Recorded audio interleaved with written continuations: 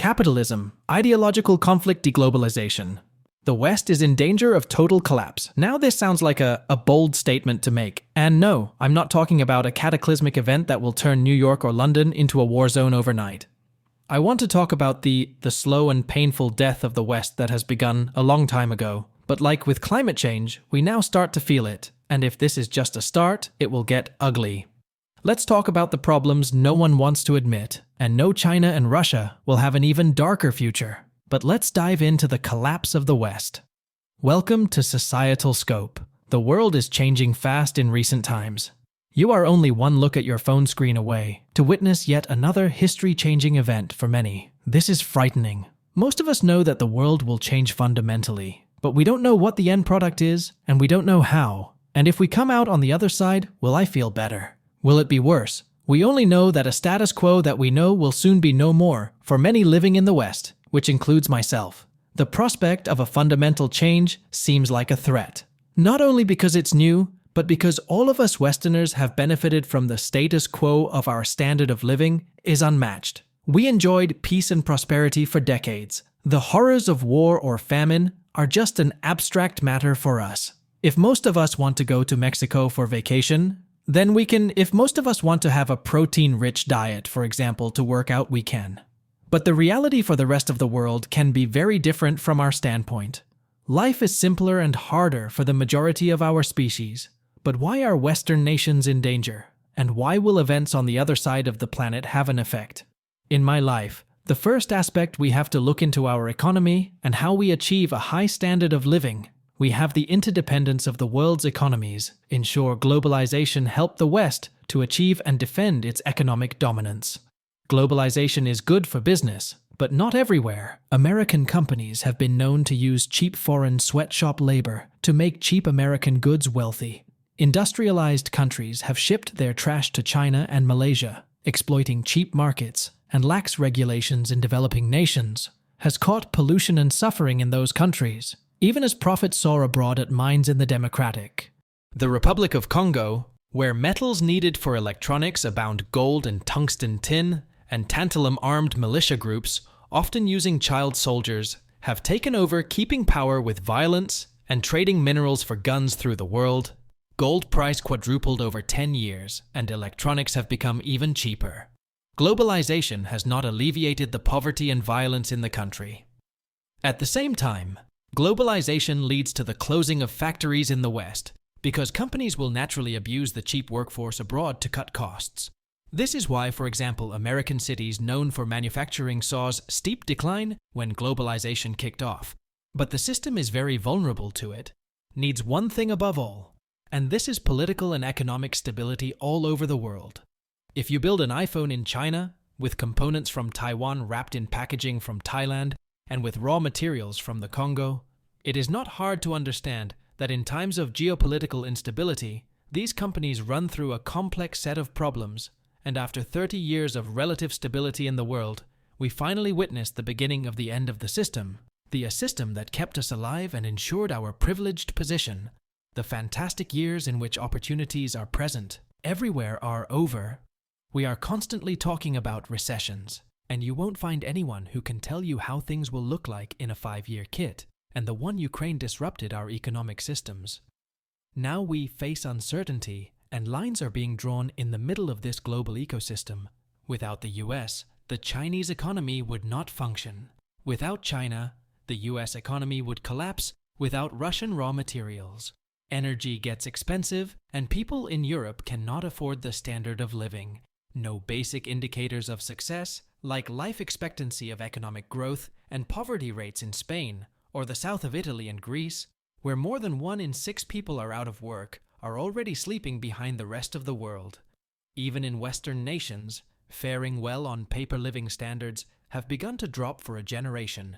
Growing up in saturated cities like London, the average rate of the pay might still be well out of reach for most people across the globe, but you are likely to have a far lower chance of owning a home, or in many cases, filing away enough cash to start your dream business. From the Vietnam War to the collapse of the Soviet Union, there was once a very concrete and almost universal sense that progress could only happen in one direction, that it would be liberal democratic, and based on a very European idea of how politics and the economy work. The past decade has been a firm refutation of that notion, as evidenced by the capitalist success of communist China, and with growing European economies like Poland and Hungary marching down a very illiberal route in the US, the average income is falling back compared to housing prices and the increased cost of living across the nation.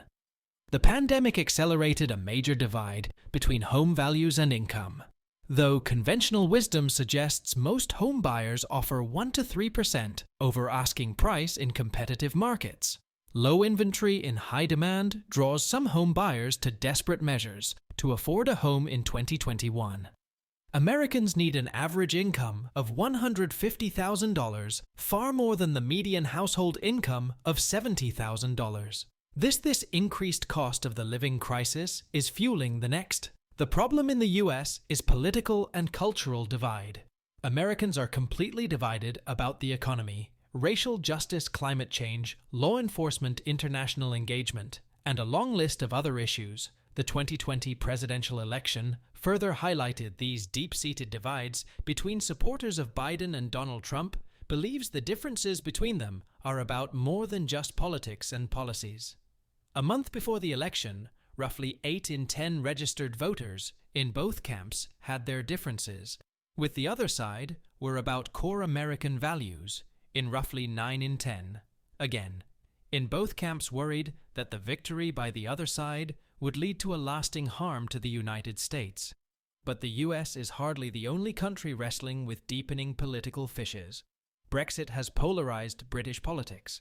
The rise of populist parties has disrupted party systems across Europe, and cultural conflict and economic anxieties have intensified old cleavages and created new and many advanced democracies in America.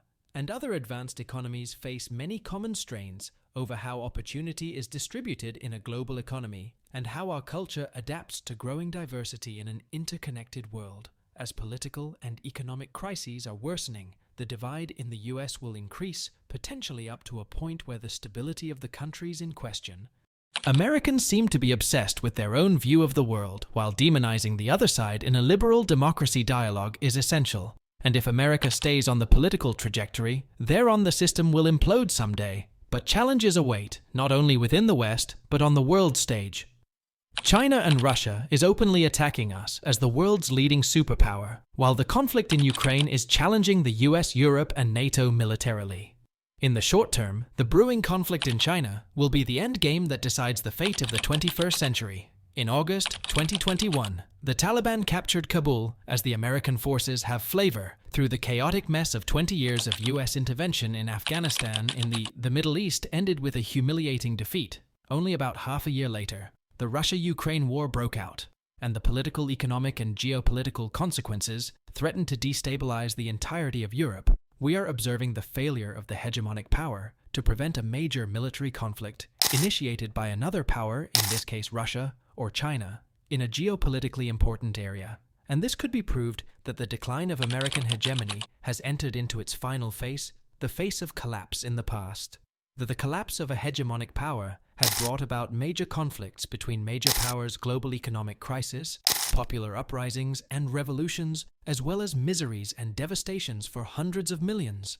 As the American hegemony collapses, what consequences can we expect? The system can manage to return to some form of equilibrium, or will itself collapse as well if the US withdrawal from the Middle East has made a future geopolitical collapse in the Middle East with devastating consequences for global energy supply and global economy? Highly likely the current Russia-Ukraine war has brought geopolitical catastrophe to the doorstep of Europe. Even before the Russia-Ukraine war, the European economy had been on the trajectory of relative decline in the European Union's share of global trade. Volume declined from 25 in 2005 to 18 in 2020. The economic prosperity of the European economy largely depends on its capacity to maintain advantages in certain high-tech manufacturing sector, which in turn depends on the supply of cheap energy, as well as relatively stable and peaceful geopolitical environments. The Russia-Ukraine war has destroyed both conditions required for European prosperity. If the European economy collapses, it is unlikely that the European countries to remain politically and socially stable, The architecture of the European Union itself may become a question, but that's a topic for another video. As the US hegemonic power collapses, the existing world system will lose its capacity to solve system-level problems to the extent that the world cannot function as a coherent system without constantly and effectively solving its problems. And then we have reached a historical turning point of transitioning from an existing system towards something else. But what will that be? Will humanity have sufficient time to complete the coming world historical transition before the foundation of civilization suffers from irreversible damage? We are on our way to find out, unless the war in Ukraine turns into a world war. And at the moment, there are more the escalation that we can observe than de-escalation. And this is exactly the topic of this video. And on the right, we talk about the consequences of the earthquake in Turkey and how it changed the upcoming elections. If you like this video, then like and subscribe.